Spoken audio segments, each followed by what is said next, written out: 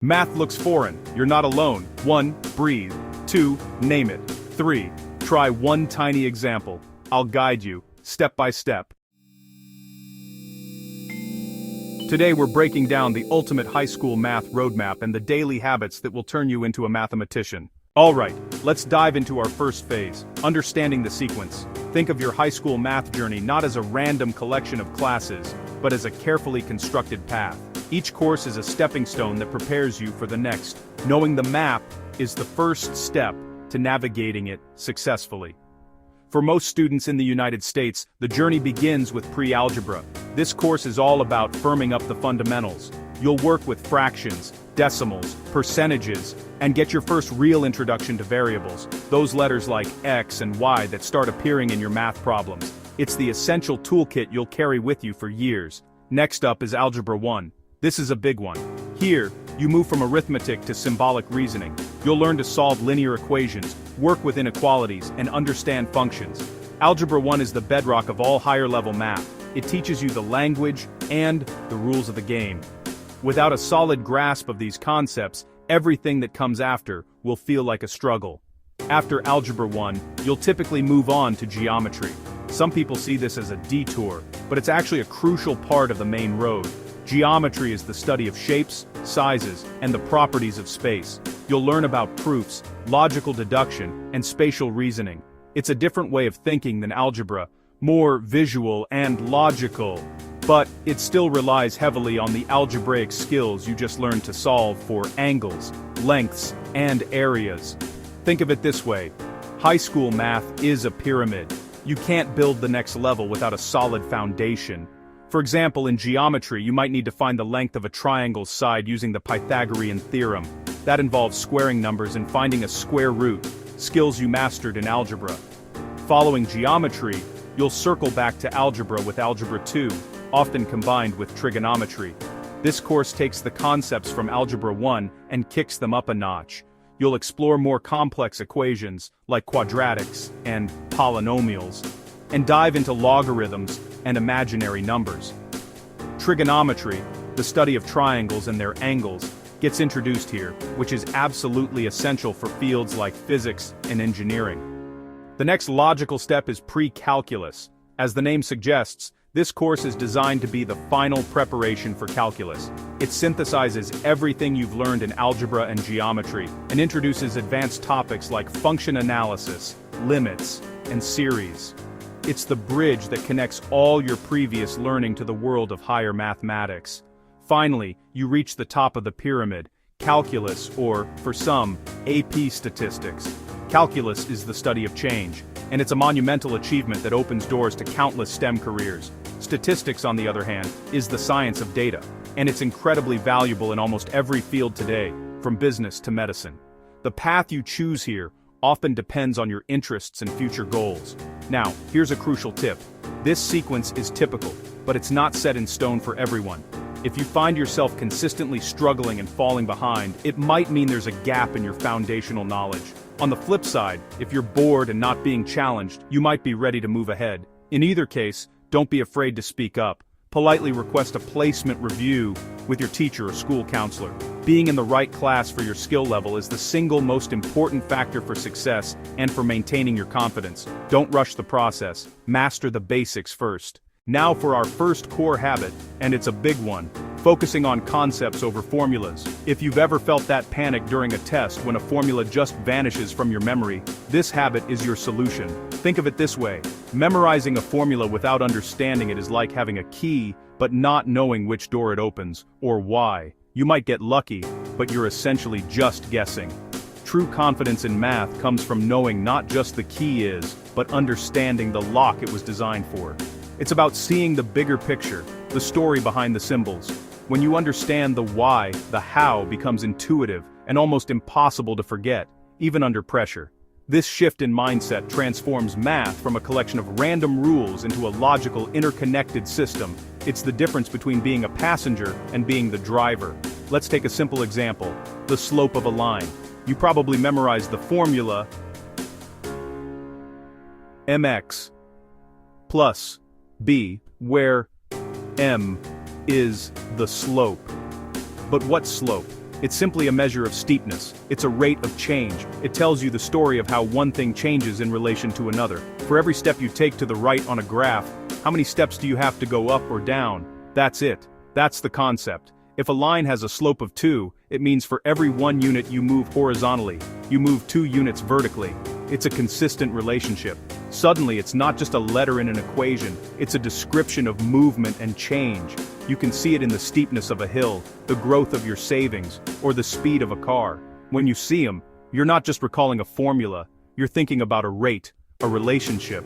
That conceptual anchor is far stronger than rote memorization. Let's look at a more advanced example, the dreaded quadratic formula. It's long, it looks complicated, and it's a classic source of anxiety. Many students just cram it into their short-term memory the night before an exam. But this formula didn't just appear out of thin air, it's actually a shortcut. A brilliant solution, derived from a process called completing the square. The concept behind completing the square is taking any quadratic expression and cleverly manipulating it to create a perfect square, which is much easier to solve. The quadratic formula is just the final result of applying that process to a generic quadratic equation. You don't need to be able to derive it yourself on every test, but knowing that it comes from a logical, step-by-step process demystifies it. It's not some magical incantation, it's the elegant result of a logical puzzle. Understanding this origin story gives you power over the formula. It becomes a tool you understand, not a rule you fear. So, how do you put this into practice? Here's a simple, actionable step, the teach-back method. After you learn a new concept, grab your phone and record a voice memo explaining it in your own words, as if you were teaching it to a friend. Or, even better, actually teach it to someone. Try to explain the why in just 2 or 3 sentences. For example, the slope of a line tells me how steep it is. It's the rate of change, showing how much you go up for every step you take across. Or, the quadratic formula is just a shortcut for the completing the square method, which turns a messy equation into something easy to solve. This simple act forces your brain to synthesize the information, to move beyond just recognizing the terms and into true comprehension. It exposes the gaps in your understanding right away, giving you a chance to review and solidify the knowledge. It's an active process that builds durable, long-lasting memory. Stop being a passive memorizer. Become an active thinker who understands the beautiful logic behind the numbers. Math is a muscle. Do it every single day for 30 minutes. Consistency beats cramming every time. Try the 5-10-15 study method to stay focused. Let's talk about the moment we all dread, staring at a problem, checking the answer key, and realizing you got it wrong. The immediate impulse for most of us is to feel a flash of frustration, erase the mistake, and quickly move on, hoping to forget it ever happened. But what if I told you that this exact moment, the moment of error, is the single most important opportunity in your entire learning process? This brings us to our third and perhaps most powerful habit, the mistake audit. So, embrace the struggle. When you get a problem wrong, don't just erase it. Audit it. An audit is a systematic review, and that's exactly what we're going to do with our errors. We're going to stop treating mistakes like failures to be hidden, and start treating them like clues to be investigated. Think of yourself as a detective. Your mistake isn't the end of the story, it's the first clue that will lead you to a deeper understanding. That mistake is your best teacher, but only if you're willing to listen to what it has to say. A proper mistake audit is a simple 3-step process: classify, correct, and capture. Let's break that down. First, classify your error. You need to identify you got it wrong. Most mistakes fall into one of 3 categories. Was it a simple calculation or sloppy error? This is when you dropped a negative sign, added 2 and 3 to get 6, or copied the problem down incorrectly. These are usually mistakes of focus, not understanding. Or, was it a procedural error? This means you understood the general concept but messed up the sequence of steps. Maybe you tried to solve for a variable before combining like terms, or you forgot to distribute a number to every term inside the parentheses. The third and most critical type is the concept gap. This is when you fundamentally misunderstood the why behind the problem. For example, trying to use the Pythagorean theorem on a triangle that isn't a right triangle, or not understanding why you need a common denominator to add fractions.